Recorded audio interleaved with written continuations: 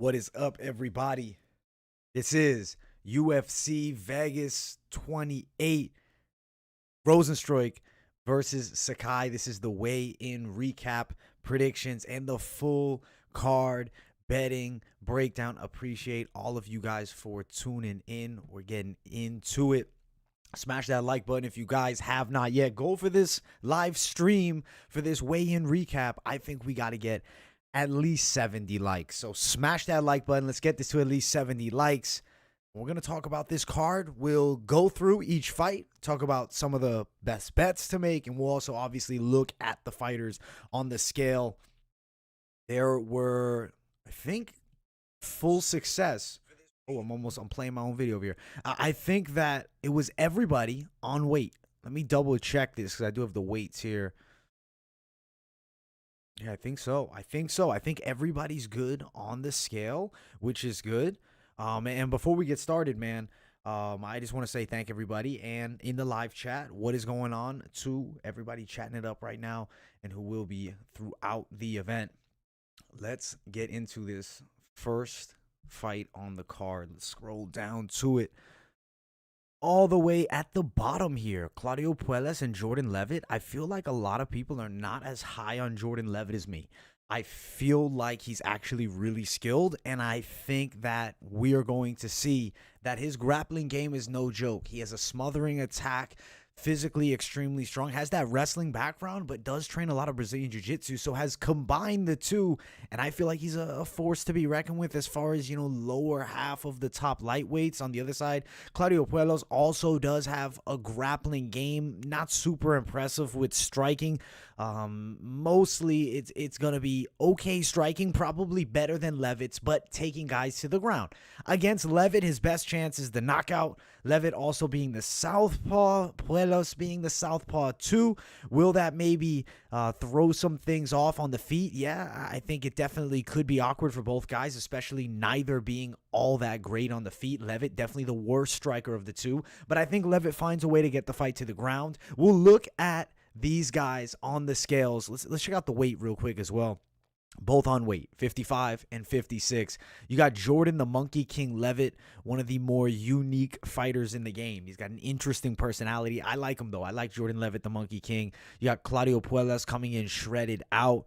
The shorter Jordan Leavitt doesn't look menacing at all. He doesn't look like this badass fighter. He's going to get the win, and I think that he gets the submission win in the second round over Claudio Puelles. Physique-wise, yes, Puelles, he looks better. He's leaner. He's definitely in better shape. But Jordan the Monkey King Leavitt is the play. He's the man that's going to win the fight. And we also got to pull up some of these odds here. And let's check out what we can do. All right. Let's see. Claudio Puelles, Jordan Leavitt, minus 200, plus 170. I like the Jordan Leavitt potential play straight. I also like him in the parlays. Jordan Leavitt by a submission. He has knocked out somebody with the slam. That was Matt Wyman in the last one, but he's not a knockout guy. He's a guy that submits his opponents. I mean, maybe ground and pound TKO, but unlikely here. I think he's going to be looking for submissions. He could also grind out a decision, but I think second round submission. Plus 180 for that submission play. Because Leavitt doesn't have that same amount of experience, I would say this would be a more moderate risk prop because I do think he's definitely going to win the fight, but getting the finish can't go out there and guarantee.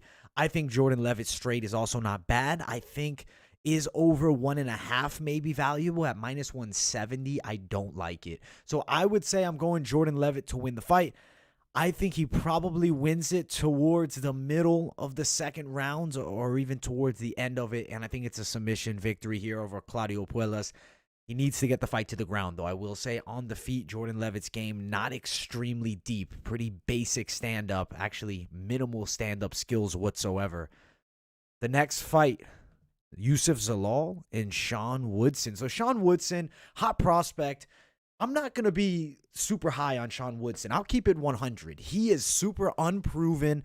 He was struggling on the Contender Series until he landed that flying knee. You got to get a guy that really can wrestle, though, to put him down. The fighter that beat him is actually fighting in the LFA, Terrence McKinney, or excuse me, the fighter that he beat on the Contender Series, wrestling background collegiately. Youssef Zalal doesn't have that collegiate wrestling background. I don't think Zalal is by any means slouch on the ground. He has submission skills, but his wrestling offensively is not going to be good enough, especially with the height difference to get the 6'2" Sean Woodson down. Woodson is a difficult guy to get down, especially with trips against the cage. I mean, the guy's got excellent balance. He's not a wrestler himself, but his defensive wrestling is really good, especially against guys that don't have the collegiate background, aren't real explosive takedown artists, and also against guys who are more than 3 inches or 2 inches shorter. 4-inch advantage as far as the height and the reach. From range, Sean Woodson can throw hands. I mean, he can box for real. And Youssef Zalal on the other side, a technical kickboxer. The Moroccan kickboxers, they're all pretty good. They're very technical. They're schooled. But I don't see anything amazing about Youssef Zalal. He's a decent prospect. Sean Woodson on the other side, I think, has potential because of the boxing skills. But question marks there as well. I don't think he's super elite level still, though. I think that we're going to see the win for Sean Woodson by a decision. He stops the takedown and he outpoints Youssef Zalal. Let's check them out with the face-offs here, though. You see Zalal coming in, not looking super shredded, but pretty basic look. See, look at the size. Skinny as hell, though, is Sean Woodson. But look at that size difference between these two. Much taller. It's going to be a clear advantage, and that's why we're going to see Sean Woodson get the win. Our bets on Sean Woodson extremely valuable. Decision victory, I think, is what we're going to see from him. Minus 160. The odds have come a bit closer. I actually like that. That makes Sean Woodson more playable. I don't think he really has a superb chance of finishing Zalal. The only way I see him finishing Zalal is if it's some fluky, like, jumping knee or some type of uppercut. I don't necessarily think mano y mano these guys are finishing one another. I think both are pretty competent defensively, and offensively, obviously, I think the reach of Woodson's going to be a factor with the boxing. I think it looks a lot like Zalal's recent loss, and I think Sean Woodson wins a unanimous decision. Woodson by a decision is plus 125, plus 140. Not a ton of value on the props. Maybe the straight bet on Woodson. Fight goes the distance, minus 240. I think we're looking at a decision win, and I think it's a decision victory for Sean Woodson. If you're like, hey, I want to sprinkle something on Zalal, I think that he can pull it off, and I have to stray you away to somewhere. I would say he actually has a submission chance. At his best is going to be submission, and I think at the plus 645, plus 700, sprinkle it down if you have a feeling. Personally, I think Woodson does outpoint him and win this fight, but you got to acknowledge Zalal has some submission wins, and if he finds a way on top, I do think he can get a submission on Sean Woodson, but I don't think he succeeds there, and I am going Sean Woodson to win this fight. That's our second fight of the night. We got a good card in store. I think, like, you look at this card, it's not extremely deep with, like, the high-level name values, but as far as entertaining matchups and up-and-coming fighters, excellent card. I'm ecstatic for it. Menan Furiat versus Tabatha Ricci. So Ricci takes the fight on short notice. This isn't Maryna Moroz, who we were supposed to be seeing. She's a Brazilian Jiu-Jitsu and a Judo black belt. Does have a Muay Thai background. From what I've seen, you know, more of a flurry-style puncher inside. Definitely is decent with the striking. But moving up to the flyweight division, and I'll be honest, still decent with the striking. Yes, and aggressive, scrappy. The issue is she's going to want to get the fight to the ground. She's at a disadvantage of 6 inches in height, 4 inches in reach, and that doesn't include the leg length advantage from Menan Furiat. You look, if you're at southpaw, pretty good striker. I mean, she has a ton of experience at, solid level of striking. Muay Thai background, karate background, very good from kickboxing range, throws those nice side kicks to the body, almost like Wonder Boy-esque. Her hands are definitely not bad, too. And she's no slouch on the ground. Brazilian Jiu-Jitsu black belt, purple belt, not black belt. Brazilian Jiu-Jitsu purple belt. I don't think that's anything to sneeze at there. I don't think it's anything to overlook. I feel like on the ground, Menan Furiat gonna be fine here against Tabatha Ricci. Undersized is Ricci. Under experience. We don't know if she's even any bit good because she has fought nobody. She's got decent throws, but that's against lesser competition. The size advantage, the takedowns will all be stopped. We are going to see a one-sided display. 2-3, 1-5, 0-0, 1-2, and I can't see that there. Hold on one second. 0-0. Okay, so I mean, hasn't really fought anyone with a decent amount of experience, especially at this type of level. We're going to see Maryna Fiorot dominate this fight. I think she gets the win. Second round knockout here over Tabatha Ricci. There's going to be a clear difference. The size is definitely a serious factor, and Fiorot dominates here. Oh, we got to also pull up the weigh-in image. We almost forgot about that. I don't think it changes anything when you see them next to each other. You just see the size advantage. Now, Ricci at 115, I think she's a decent prospect, but so young. Only 4 pro fights. This is a difficult step in competition. Maryna Fiorot should win this fight by a finish here over Tabatha Ricci. Let's get to this next fight on this undercard. And we got a lot of undercard fights. Or actually, we got to check those odds out. There's not a super appealing amount of bets on there, which is obviously why I didn't bring it right up. Minus 570, minus 549. It's seriously widespread in favor of Fiorot. She's only got 7 pro fights, so I'm not going to say she's the absolute lock of the day because she should most definitely win, and I think she definitely will win. But young in the game, could make some type of mental lapse and mistake. Still, I think that's unlikely. Fiorot to win inside the distance, minus 150. She's expected to get the finish. This is one of those fights where there's not a ton of value in the bets unless you really want to play the maybe under 2.5. I think at minus 162 will cash. Under 1.5 is riskier, but it's minus 105.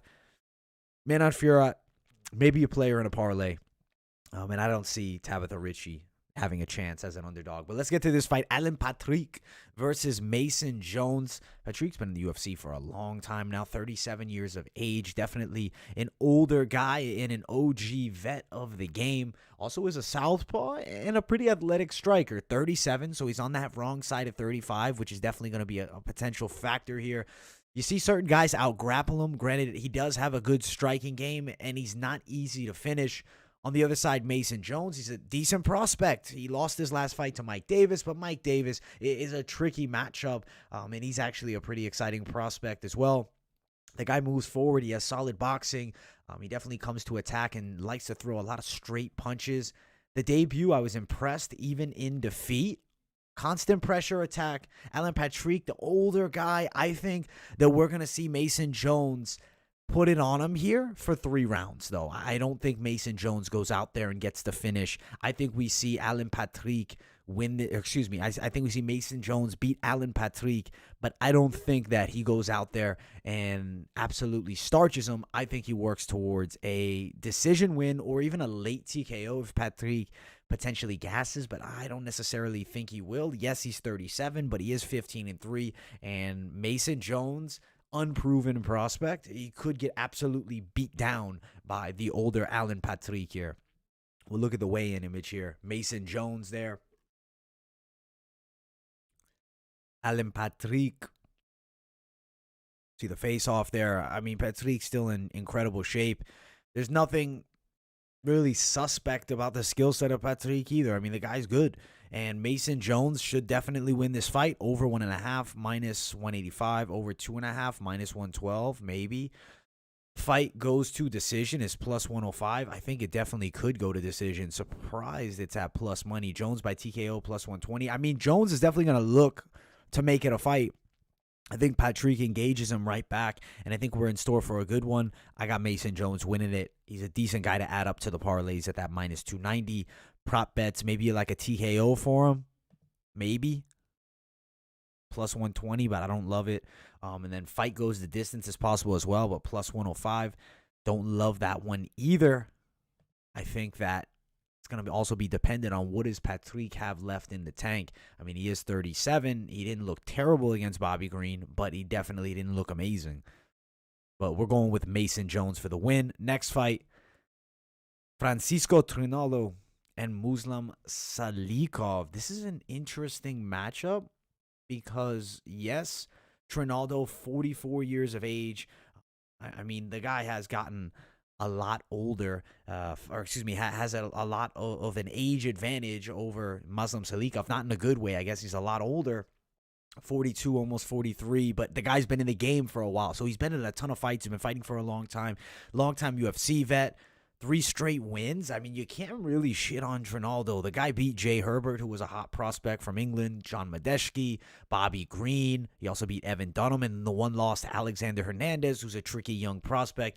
Muslim Salikhov on the other side, dynamic kickboxer, good spinning attacks, very good hips, but he's 36, almost 37 as well. So he's not a young fighter either. I don't really see either of these guys ever becoming real contenders. I think they're older guys who are still on the roster.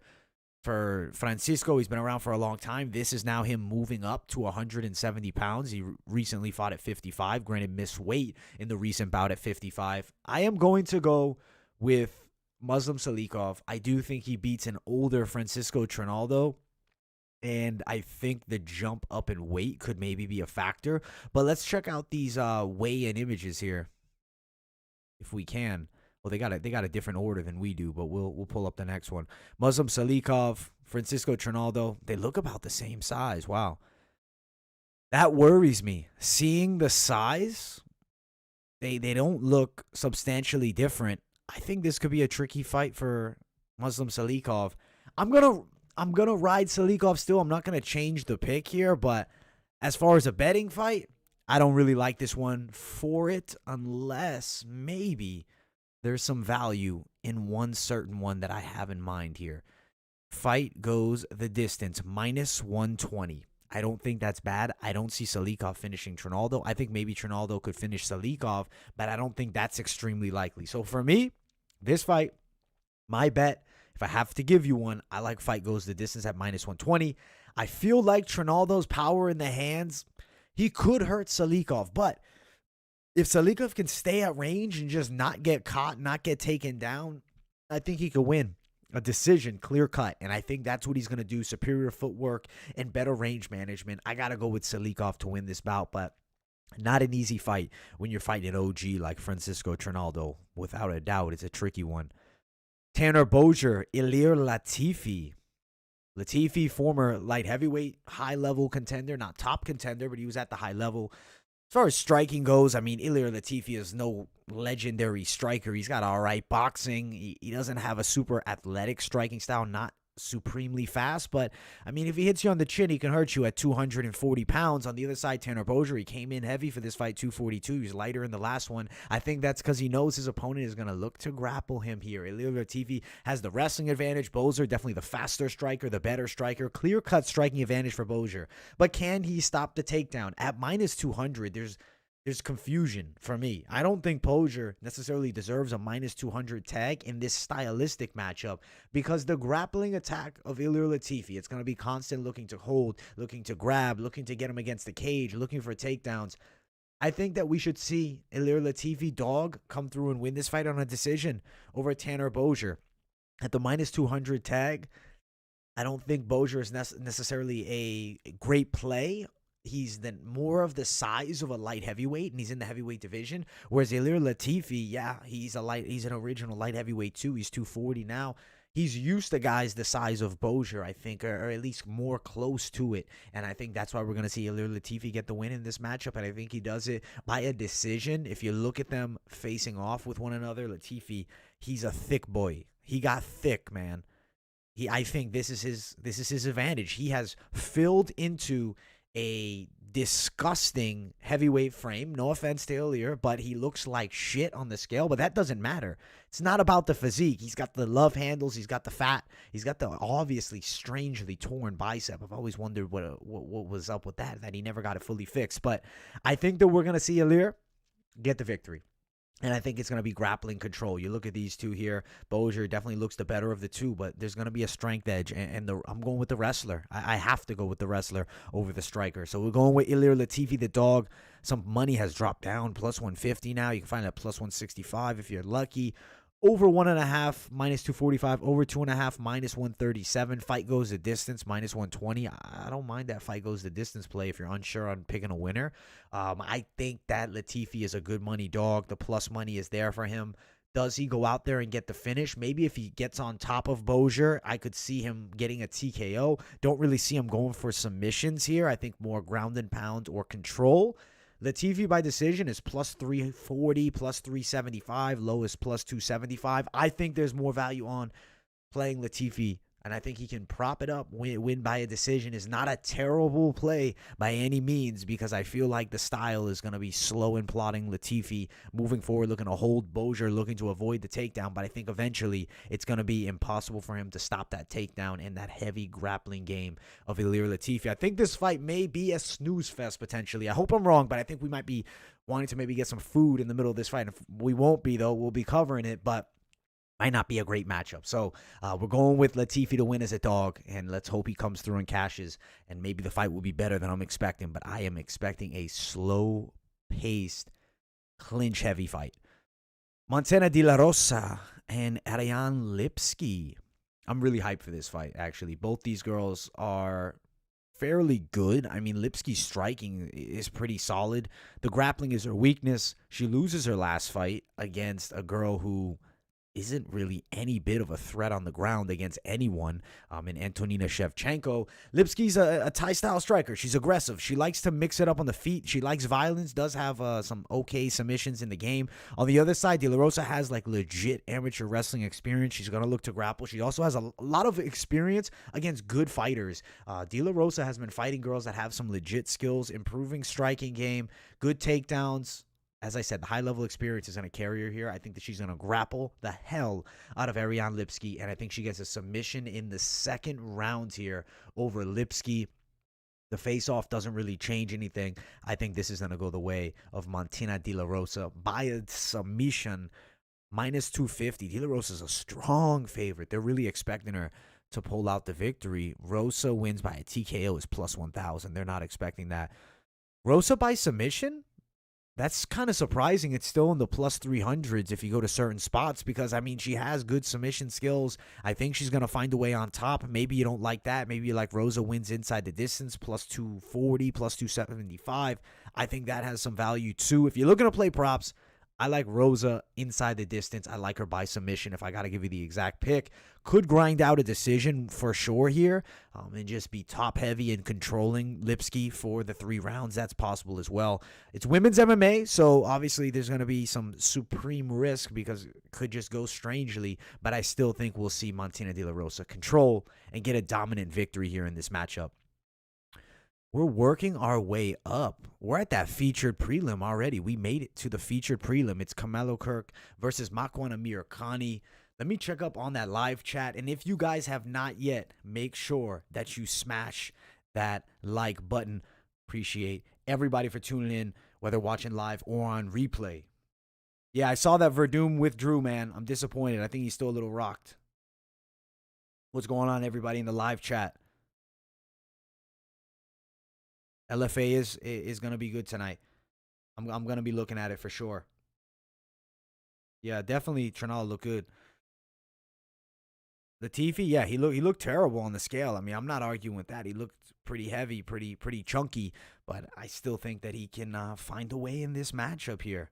Should be pretty good card. I'm excited for the action throughout it. Appreciate all you guys for tuning in. So if you haven't, smash the like button. As I said, 70 like goal for this video.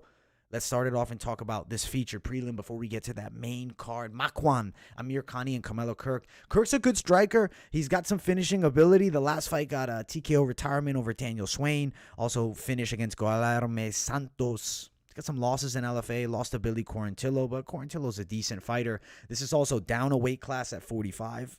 That was a lightweight bout. Matchup-wise, Makwan Amirkhani is a southpaw. And he does have some good wrestling abilities and some honestly decent submission skills. There's quit in him. He's not supremely fit. His stamina tends to gas by two rounds in, maybe, early in the third. You start seeing him get really tired. Kirk recently fought a week ago, or maybe 2 weeks ago now. About how long was that? 2 weeks, almost 3 weeks ago now by the time that we're watching this and we're talking about it. I still think Amirkhani should get a submission win. Danny Henry, he beat by submission. He's not that good. He beat Chris Fishgold by a submission. That Anaconda choke is his money choke. Not a ton of high-level wins, but Amirkhani has the higher-level experience. The wrestling advantage, I think, will be there for him. Could Kirk come through and spoil Amirkhani? Absolutely, and would kill the SBG Ireland prospect who just kind of has never lived up to the hype.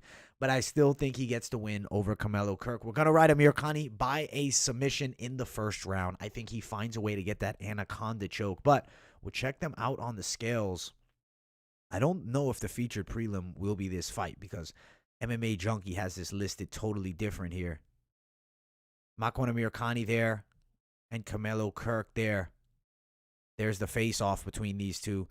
I got an Amirkhani submission, but I got to say, fly tats on Canelo Kirk. He's a good striker, and the striking definitely could be something here if he can keep it on the feet. I just don't see it. I think that Amirkhani finds a way to get him to the ground, and he gets the win. Makwan Amirkhani for the victory, and now we're at the main card. In this first fight, to start off the main card, is a good one. Tom Breese, nasty boxing. You got Arroyo, who lost to Duran Win, who's like 5'3" in his last fight. So that didn't look great, and he was dominated with the wrestling the whole time. Luckily, Tom Breese is a striker. He's not going to have to deal with that. Antônio Arroyo in the fight prior to that, though, I mean, he didn't look terrible against the man that really destroyed Jacare, Andre Muniz, with the arm snap a year and 6 months ago. Arroyo is okay. His striking from range is okay. His chin is high. He's got like a karate-esque style. I'm not like supremely impressed by Antônio Arroyo, but I do have to acknowledge the guy's in pretty decent shape and has probably a good round and a half in him. He does get tired by probably 9 minutes in, 8 minutes in, he'll start to gas. Breese is not going to have that same issue. I think Breese is going to find a way to put it on the awkward Arroyo. Southpaw as well for Breese. Good hands. The jab is his best punch, especially when he fights other southpaws. So hopefully Arroyo keeps in that orthodox stance because he does switch the stance a fair amount of times throughout the fights. Tom Breese, boxing skill set advantage. He's not going to get taken down. The kicks aren't going to be that effective. Arroyo is a KB Bular 3.0, and Tom Breese is going to beat him again. He's going to win this fight. I was feeling decision earlier in the week, but we want to see how they look on the scales next to one another, and then we will give our method of victory here. Antônio Arroyo always looking in great shape, but as does Tom Breese. And Breese is bigger. My God, Tom Breese is going to destroy this man. Tom Breese taller too. I don't know if the shoes were maybe on there, but he looks like he's got that height advantage, even though he was listed about the same height. Tom Breese is going to destroy this man. I'm going to go second round knockout for Tom Breese. I don't think it's going to be all that competitive on the feet. Arroyo's so hittable with that chin up high and that karate style. Unless you're Wonder Boy, unless you're a few guys, change that stance up, keep those hands up, because he don't got the reflexes nor the dexterity. Tom Breese, knockout win. If you are looking to place bets, I think Tom Breese, especially after seeing these guys face off, has just become a very strong one. Minus 240.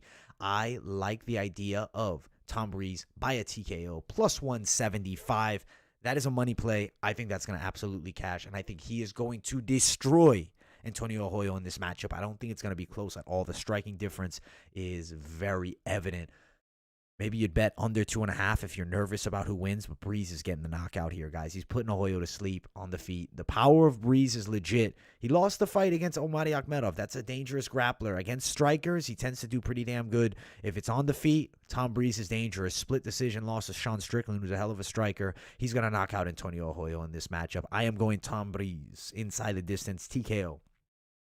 Next fight, Duško Tudorovic versus Gregory Rodriguez. On the side of Gregory Rodriguez, good fighter, had a disappointing fight on that Contender Series, lost bad to Jordan Williams. He lost bad to Jordan Williams. I mean, he got fucked up. He got beat bad. I don't want to be too profane here, but he got destroyed, and he looked chinny as hell. But his last two fights, he's looked very good. If he touches you, you go down, and vice versa. The problem is Duško Tudorovic is not that quick. He's awkward with the hands and a bit sloppy. I don't think he's all that great of a striker. I wasn't super impressed when he fought Townsend, and Townsend is by no means a killer. Punale Soriano knocks him out. Gregory Rodriguez is a knockout guy. Duško Tudorovic, a fighter whose chin is way too high, hands way too low. I think he's an overrated fighter. I think he came into the UFC because he had beat Michel Pereira. Outside of it, he had a lot of hype. He don't have that much skill, especially in the middleweight division. I'm going Gregory Rodriguez to dominate this fight and knock him out in the first round. If it goes to the ground, don't sleep on Rodriguez. He's a good Brazilian Jiu-Jitsu grappler as well. Todorovic's going to have nothing for him with that bouncy, awkward style. He's getting knocked out. He's going to get clipped probably by a hook, some type of shot. The hands are way too low. I don't like it. Unless he changes his whole style and comes into this fight as a different guy, I don't see him winning. Let's check out the face-off here. Look at Gregory Rodriguez and Duško. Bigger, too, is Gregory Rodriguez. He's going to beat up Duško Todorovic, guys. The overhyped prospect is about to get exposed once again. Gregory Rodriguez, though, a fun guy to keep an eye on. He might not be the tip-top guy, but the way that he fights, if you like knockouts, you tune into Gregory Rodriguez because his last 2 wins in LFA, devastating KOs. You got to check out this guy, Gregory Rodriguez. He beats Duško Todorovic. Dog play. The odds have definitely gotten a lot closer as the week has gone on. Let's check out Gregory Rodriguez here and Duško Todorovic's odds. Let's see, plus 112. It's near pick'ems. Everybody knows Duško's the most overrated dude at this point. Rodriguez, TKO, still plus 250. You can find it at plus 245. Hey, I think that's worth a play money-wise. Could he get a sub? Maybe. If you got plus 1,600, maybe a sprinkler, but I don't like the likelihood of it unless he drops Duško and then shoots for a rear naked choke. And let's see if there's any other plays that look like they have some value here. Over 2.5, under 2.5, minus 185. That's really surprising, in my opinion, that it's at minus 185. I don't think this fight goes over a round. I think this is a one-round fight. I think maybe under the 1.5 at plus 107. I see Rodriguez knocking out Duško Todorovic in the first round. Could also be the second if they fight slower paced and more defensive, but I don't think that's what's going to happen. It's going to be action, and it's going to be Duško Todorovic getting slept in round number 1 here. This card is really good.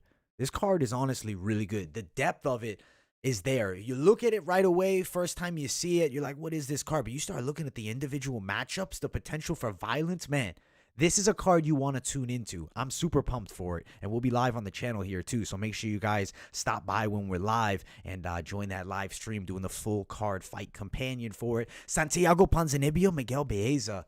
This is getting me excited. This matchup right here, probably out of all the fights on the card, this is the one. This is the one that I want to see. I have to see. This is the one that everybody wants to see. It's probably the one that's getting everybody excited all week long. You got a prospect, a legit prospect in Miguel Baeza. Nasty kickboxer.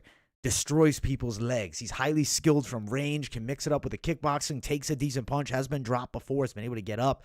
Powerful straight hand. I mean, the guy's got a lot of things to like. He's also really athletic and fast too.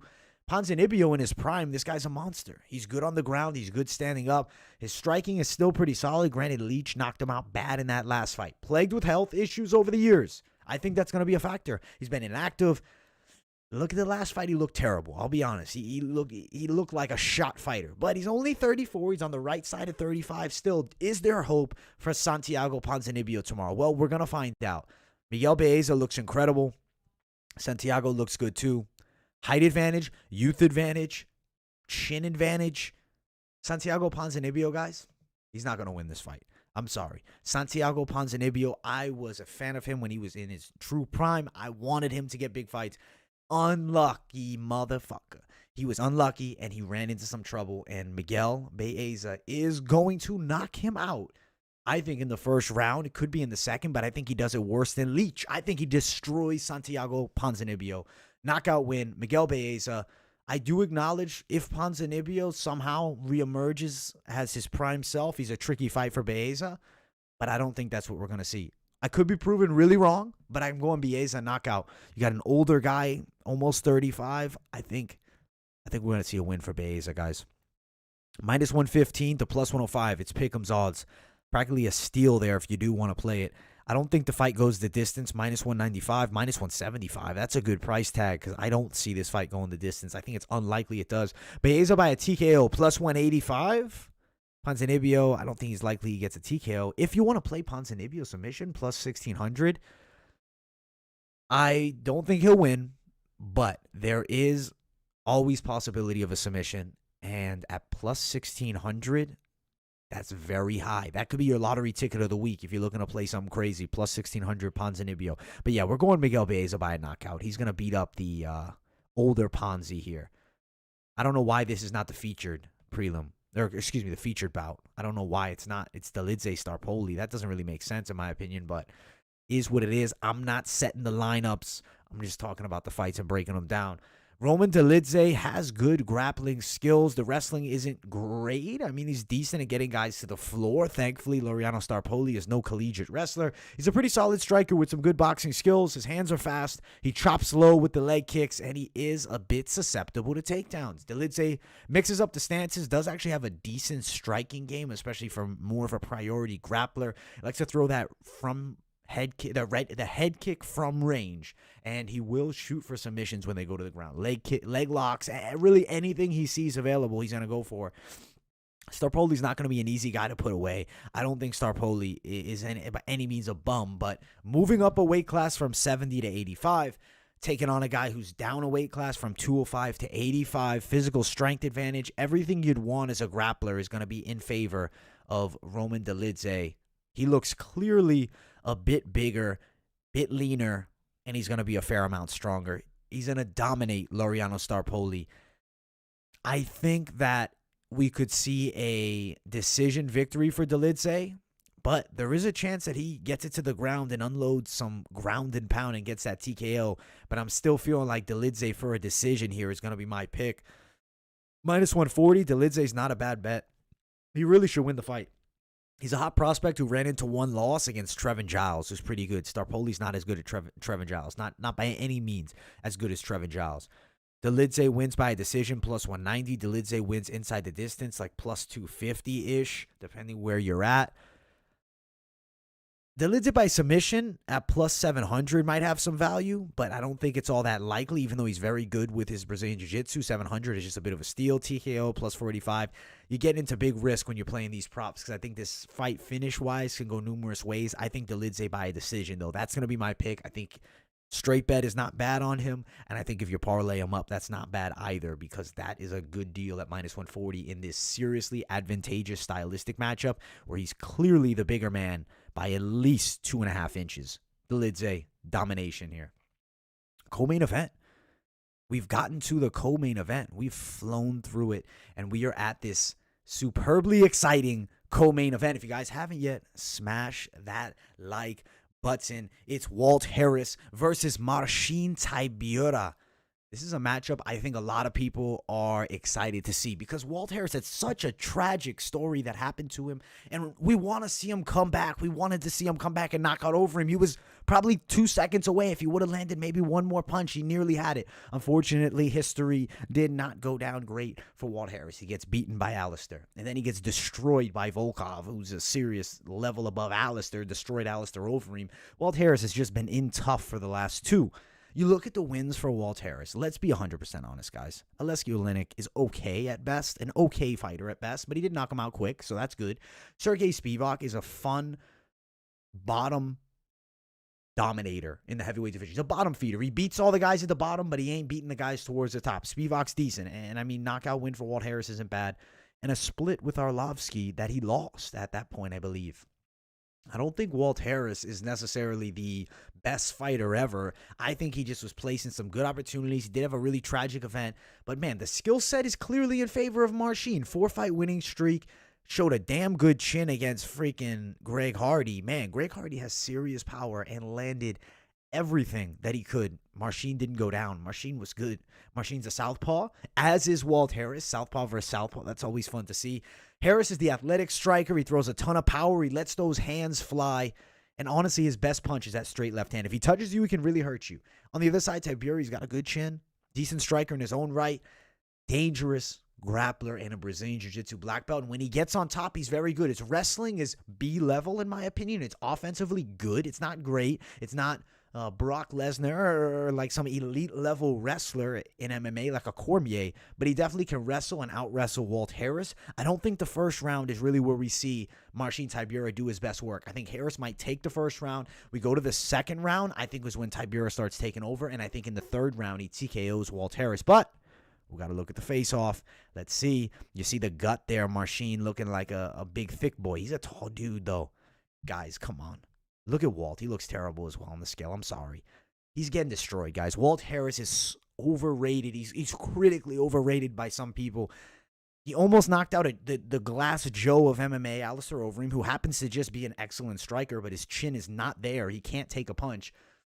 And he gets destroyed by Volkov. His wins are against no real skilled fighters. I mean, it's not like Marcin on the other side. Is he beating great guys each time? No. Greg Hardy would be a tricky fight for Walt Harris. I definitely think so. Ben Rothwell, maybe a tricky fight for Walt Harris. Maxime Grisham, I think Walt Harris maybe could knock him out. Sergey Spivak, we did see Walt Harris knock him out. But styles make the fights anyways. Walt Harris is an explosive striker, and if you don't give him anything to worry about with grappling or any attacks back, I mean, yeah, you can beat a lot of guys, but Marcin Tybura is going to take everything that Walt throws at him and is going to do way more. He's going to get on top. He's going to dominate when they get to the ground, and we are going to see Marcin Tybura TKO Walt Harris in the third round. He's going to beat him down, and Walt Harris sadly will catch a third straight loss after the tragedy, man. It's sad. I mean, I do hope the best for the guy, but I just don't see him winning against Tybura. Tybura TKO plus 270. That's good value. Tybura by submission plus 720 is not terrible. He definitely could choke out Walt Harris. Walt Harris is not the guy. He's not going to beat Tybura. Plus 185 Tybura. Level difference matchup. Walt Harris happened to fight some really good contenders, but he's still a more bottom-of-the-line heavyweight, and Tybura is definitely at least mid-level. I think Tybura gets the win against Walt Harris in this matchup, and I think he does so by a TKO. The ground and pound will be ferocious here. Main event, Jairzinho Biggie Boy Rozenstruik. This is a super exciting main event, and if you guys are watching, make sure you smash that like button. As I said, goal on this video, we got to break some big numbers on the likes. We got to hit at least 70. So smash the like button if you have not yet. Subscribe if you guys are new here too. Jairzinho Rozenstruik, Augusto Sakai. Fun matchmaking. It's not a great name value main event. Like, it's not. Rozenstruik is not that well known. Neither is Sakai. On the side of Rozenstruik, he does have some knockout power. Knocked out Junior Dos Santos. Knocked out Andrei Arlovski quickly. I mean, he's a good fighter. Jairzinho Rozenstruik can strike. He's got a lot of kickboxing experience. Tons of fights in professional kickboxing. Some decent low kicks. Knockout power and the hooks are serious for Jairzinho Rozenstruik, and he does fight pretty patiently and pick his shots well. Against Ciryl Gane, that turned into Gane just sitting at range, not doing much, and just controlling from distance with a few straight shots and kicks. He lost a decision there. He wasn't aggressive enough. The thing with Sakai is he's not going to sit there and pick you apart from the outside. Sakai is going to look to get inside. He's going to be aggressive. He's quick. He unloads flurries inside. He's a solid striker in his own right and does have a bit of power. I don't think he has Jairzinho Rozenstruik power, but he's got some pop. He was beating Overeem on the feet, it looked like, in that fight at moments. And on the other side, the loss to Gane. Rozenstruik, I don't see him getting finished against Sakai on the feet. I think Sakai's best chance to win is going to be looking to grapple the hell out of Jairzinho Rozenstruik, but he's got to get through the power, and he's got to get to the legs of a guy who's not terrible. There's Augusto. There's Jairzinho. For some reason, looking mad blurry here. There we go. It loaded in. All right. Jairzinho looking pretty good. I don't know. Whoa. Hold on. How is Jairzinho Rozenstruik listed at 6'4" and Augusto Sakai at 6'3"? Jairzinho Rozenstruik looks about 5'11". I don't know who the hell is taking stats, but that is the fakest stat I've ever seen. That's worse than the NBA stats. That's not factual. That's a 6-foot man at best. So let's make sure we note Jairzinho Rozenstruik is not 6'4". Do not trust any place. I don't know how you can change this. Maybe Topology needs to go in there. Put him at 6 feet. He's not 6'4", but he's got long reach, 78 inches. He's long. Is he going to go out there and beat Augusto Sakai? I think he's going to knock him out. I do. I think Augusto Sakai is a bit overrated. I watched this guy fight in Bellator for a long time and was always underwhelmed. I think that he's not the heaviest puncher, but I mean, he landed some big shots in the past and has some knockouts. Definitely not Rozenstruik power, but more flurry style power. And if he touches your chin at, 200 whatever pounds, well, what does he weigh? 255? I mean, he's a big boy. If he touches your chin, it'll hurt, but I don't think he knocks out Rozenstruik. I think realistically, Jairzinho Rozenstruik wins by knockout plus 165. Sakai by submission plus 1150. That's his means to victory. I don't see him knocking out Rozenstruik. If he did, it would surprise me, and that would really change my opinion of Augusto Sakai, because Ciryl Gane was forced to stay at range and avoid the big shots of Rozenstruik. And if Sakai goes out there and beat him like that, it would be a legit performance for Sakai. He's not gonna. He's getting knocked out. Knockout win, Jairzinho Rozenstruik. I think in the second round. Under 2.5, minus 105. That's not terrible. Under 1.5, plus 178. That's really possible. And a straight play on Rozenstruik is not bad either. Plus 165, Rozenstruik by knockout. Minus 115 for Rozenstruik straight. I don't see Sakai beating him, guys. I am going with Rozenstruik. Overall, we got a pretty solid card. We're going to be getting into the parlays in just a moment, but I will check up on that live chat. Sprinkle Harris at the plus 600. I mean, you could, because he's dangerous early, for sure. He's dangerous early. If you go Harris by TKO plus 270, let's look what Harris TKO round 1 is at. Harris wins by TKO round 1 plus 400. People have bet it. A lot of people have that in mind, that if Harris wins, he's probably getting a first round knockout. So I think that plus 400, I don't know. I think Harris is getting beat up. I'm not going to throw my money on that one personally, but I don't hate on you if you do. Tibura is going to be too much, man.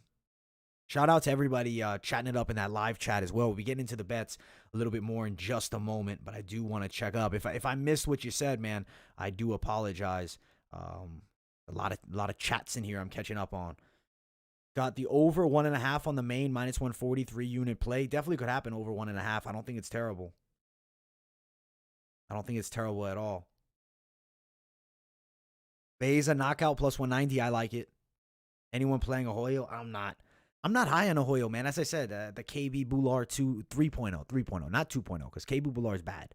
But 2.0 would be a disrespect. 3.0 is fair. 3.0, I think, is fair to call him a KB Bular 3.0.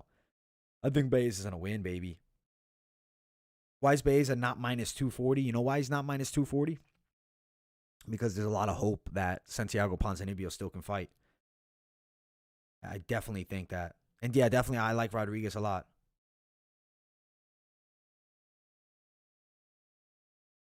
Appreciate all you guys for tuning in on that live chat throughout these parlays to play. I will try to check it a little bit better. So any questions, throw them in there. Anything you want to say, throw it right in there, and I'll definitely be giving it a look. But we need parlays, and we need a few parlays.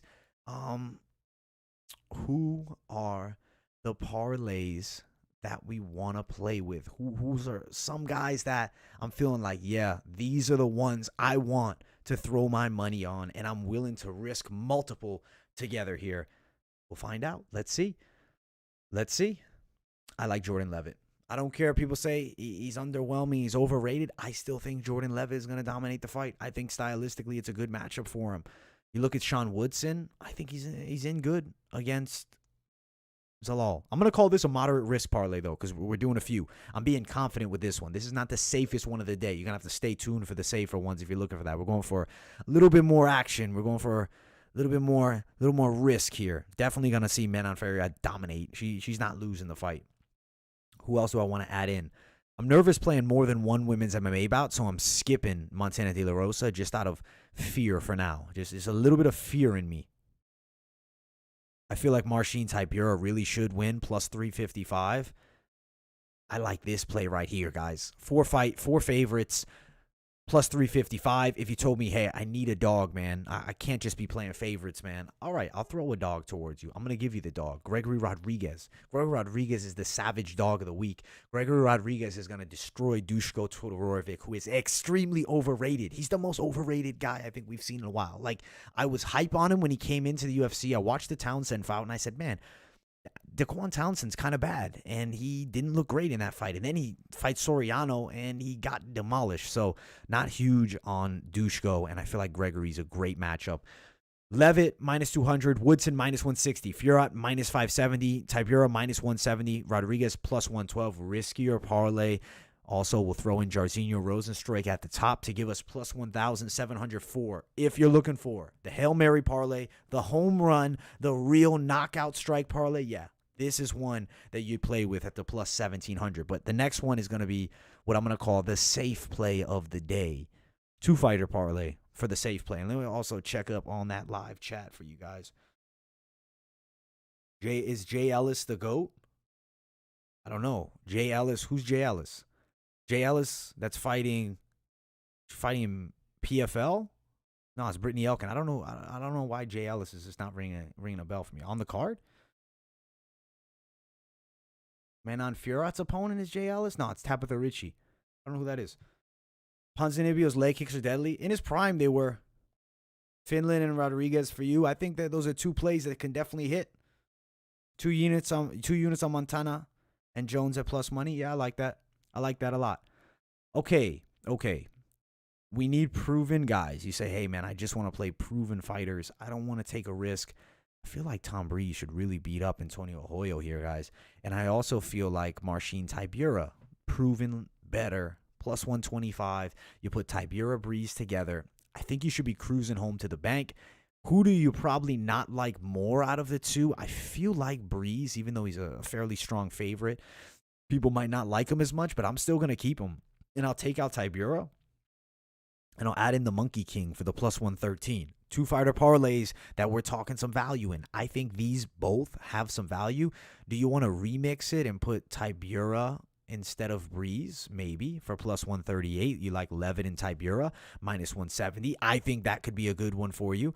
Let's take Leavitt off, and let's do another two fighter parlay. Fiorot mixed with Gregory Rodriguez for plus 149. Guys, that jumps that dog play pretty juicily, and I mean, we know how that fight's going to go. I don't see that fight going another way. Delidze, another one, plus 102 now. Fiorot, Delidze. Starpoli is not at the level. The grappling skills are not there. If he goes out and if he's improved his game tenfold since the last fight I saw out of him, okay, maybe he pulls this off somehow. But he hasn't. I don't believe he has one bit. And I think we're going to see Delidze beat him there. Oh, man, I think it's going to be pretty dominant. But let's do a three-fighter more risk parlay. Those are some of the safe plays. I think we're going to go with Tybura, Delidze, and we're going to add in the Monkey King Jordan Leavitt for plus 300 money. Guys, for a three-fight parlay, if you're getting plus 300, that's valuable because now these are each worth like plus 100 each.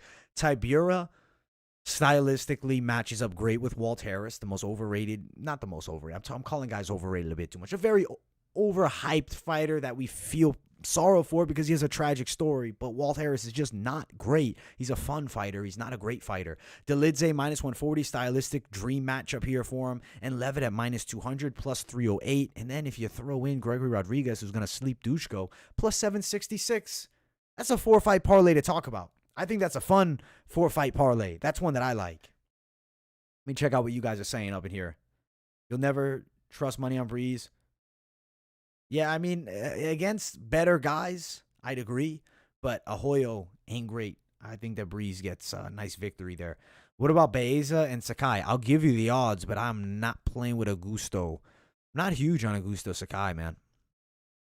I just feel like he's not that great. I don't know. He had a good performance with Overeem, but I don't know. I've just never been super impressed by him. Let me pull it up.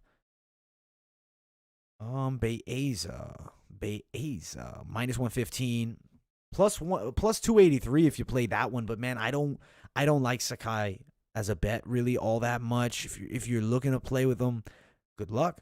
I mean, at the end of the day, he could win somehow a knockout submission. I mean, it's possible. It's cage fighting, but I like Jairzinho Rozenstruik in this matchup, and I'm like strongly favoring the matchup in favor of Jairzinho Rozenstruik. And I think he's going to go out there and get the win. Miguel Baeza is a good straight play, I will say, though. And if I got to give you an honest analysis, it would be riskier to throw on him just off that off chance somehow Santiago turns it around and comes back. So if you put him in a huge parlay, that one could maybe disappoint you. But Ilir Latifi, is he a decent play? I think he can beat Tanner Boser, but I'm not like supreme on Latifi stylistically. I feel like Rodriguez, but if you're looking for a dog-be-dog parlay, plus 430, Latifi and Rodriguez, if they both came true. Martina De La Rosa, Manon Fiorot, minus 155, but you're betting women's MMA. Are you feeling women's MMA? Could be a risky game. Jordan Leavitt, plus 147. I know some people not high on Leavitt, but I am. I'm high on him, and I think he's going to get the victory. Delidze, plus 182. Another three-fighter parlay that I do think has some good value is Delidze, De La Rosa, and Fiorot. Plus 182, I think the odds are pretty good for that, and I think it's very unlikely that both of these females lose. But at the end of the day, it is betting with women's MMA, which is just inherently a bit more risky. Fight doesn't go the distance in Duško. Roman and Leon Edward. Leon Edward is a good 3 fighter. Does the Duško fight ain't going the distance? Yeah, I don't see that fight going the distance by any means.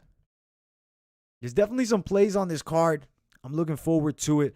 We'll throw like one final play at you, and I think this one is going to be a fairly interesting one. I'm trying to think who I want to bring on first. I mean, I have to lean towards putting Tibura on there.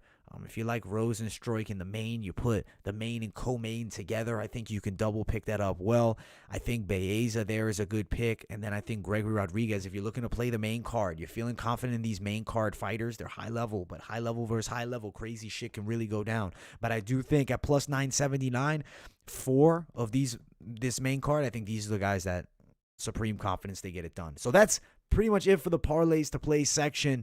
We have some good odds, some good opportunities to make some money, some good parlays I threw at you guys. As far as like parlaying up props with the parlays on this card, I mean, maybe like a Woodson Zalal goes the distance with maybe like a Jordan Leavitt or Sakai, but I'm not loving playing too many props with parlays on certain matchups, because honestly a lot of the props I like are more like the decision or not decision type plays, and I feel like we have some exciting fights, man. This card is good, but there's more value some of the time just betting straight, and I think that especially with like dogs like Rodriguez on the card, I think he's gonna come through big. So looking forward to it. I hope you guys enjoyed this weigh-in recap, predictions, and the full card betting breakdown. If you guys have not yet, make sure you smash that like button. And to answer in the live chat, is Leon Edwards the lock of the year? Honestly, he probably is going to destroy Nate Diaz. So I'm going to have to jump in with you and say he probably is potentially the lock of the year.